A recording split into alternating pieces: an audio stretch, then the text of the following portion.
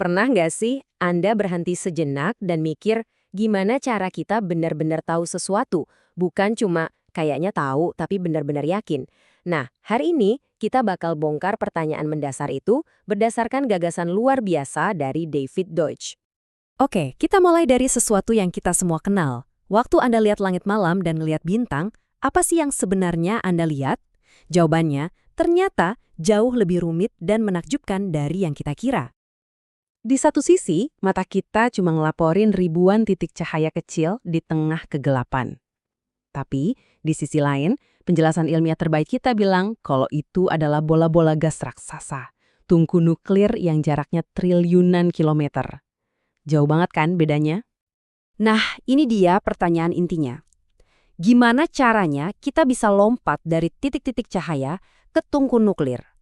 Gimana cara kita ngejembatanin jurang antara apa yang kita lihat sama apa yang sebenarnya ada di luar sana? Selama ratusan tahun, jawaban yang paling populer itu sebuah filosofi namanya empirisme. Gampangnya gini, empirisme itu gagasan kalau pengetahuan datang langsung dari indera kita. Kita belajar ya dari melihat, mendengar, dan merasakan dunia di sekitar kita. Ya jelas masuk akal kan? Kita percaya sama apa yang kita lihat. Pengalaman itu rasanya kayak fondasi yang paling kokoh buat semua yang kita tahu. Tapi gimana kalau fondasi itu ternyata goyang? Gimana kalau indera kita yang paling kita percaya sebenarnya tukang bohong yang paling ulung? Coba deh bayangin, seumur hidup kita ngerasa tanah yang kita injak ini diem, anteng, nggak gerak. Tapi faktanya, kita ini lagi melesat di angkasa dengan kecepatan ribuan kilometer per jam di atas bola raksasa yang terus berputar. Indra kita sama sekali nggak ngasih tahu kita soal ini. Dan ini bukan masalah baru loh. Dari dulu para filsuf udah tahu kalau apa yang kita rasain itu ya bukan cerita utuhnya. Yang paling penting itu interpretasi kita. Dan interpretasi itu bisa salah total. Ini contoh yang gampang banget. Puluhan tahun pengalaman Anda nunjukin semua tahun diawali angka 19. Tapi Anda tahu pasti tahun 2000 bakal datang. Nah, pengetahuan itu datangnya dari mana? Bukan dari pengalaman kan? Tapi dari pemahaman Anda tentang sebuah teori cara kerja kalender. Jadi, kalau pengetahuan nggak datang dari pengalaman, terus dari mana dong? Oke, kita masuk ke ide alternatifnya, yang jujur aja radikal banget. Nah, David Deutsch ini ngasih model yang benar-benar kebalikannya.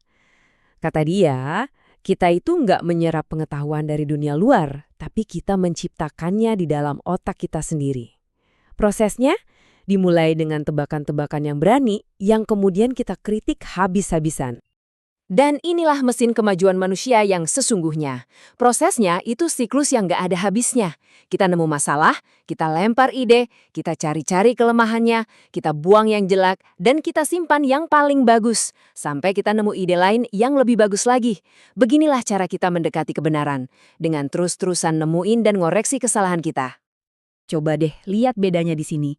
Penjelasan yang jelek, kayak mitos gitu, itu lentur banget. Persephone bisa aja diganti dewa lain, ceritanya tetap jalan. Tapi penjelasan yang bagus, kayak teori kemiringan sumbu bumi, itu kaku banget. Kalau Anda ubah satu detail kecil aja, penjelasannya langsung ambyar. Nah, kekakuan inilah yang justru jadi kekuatannya.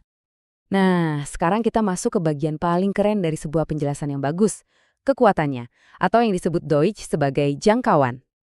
Kita balik lagi ke contoh kemiringan sumbu bumi tadi. Ide yang kelihatannya simpel ini nggak cuma ngejelasin kenapa ada musim panas dan musim dingin. Kekuatan sejatinya itu ada di kemampuannya memprediksi hal-hal yang aneh, spesifik, dan bahkan belum pernah dialami siapapun pada zaman itu. Bayangin, tiba-tiba satu ide ini bisa ngejelasin iklim di seluruh planet. Dari kutub yang gelap gulita selama 6 bulan, sampai daerah tropis yang nggak punya musim sama sekali. Itulah yang namanya jangkauan. Kemampuan sebuah penjelasan buat menerangi kenyataan jauh melampaui data awal yang jadi pemicunya. Jadi ini poin paling pentingnya. Penjelasan yang bagus itu kaku, susah diubah-ubah. Dia ngebatasin kita, nggak ngebiarin kita ngarang bebas. Justru kekakuan dan kemampuan prediksinya itulah yang jadi bukti nilainya dan yang bikin kita selangkah lebih dekat sama kebenaran.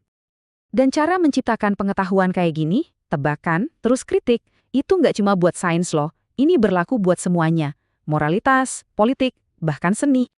Karena gini, sekali proses ini jalan, nggak ada tombol stopnya. Setiap jawaban yang kita temukan malah akan membuka pertanyaan-pertanyaan baru yang lebih dalam, lebih menarik. Ini adalah awal dari sebuah rantai penciptaan pengetahuan yang, ya, bisa jadi tak terbatas. Dan ini ngebawa kita ke sebuah kesimpulan yang luar biasa optimis. Menurut Deutsch, semua masalah besar kita, kemiskinan, penyakit, bahkan kematian, itu bukan takdir yang nggak bisa diubah. Mereka itu cuma masalah. Masalah yang muncul karena kita belum cukup tahu. Dan mungkin inilah ide yang paling kuat dari semuanya. Kalau semua masalah itu bisa dipecahkan dan pengetahuan bisa terus kita ciptakan tanpa henti, artinya nggak ada batas buat kemajuan kita. Satu-satunya yang nahan kita, ya cuma ketidaktahuan kita sendiri.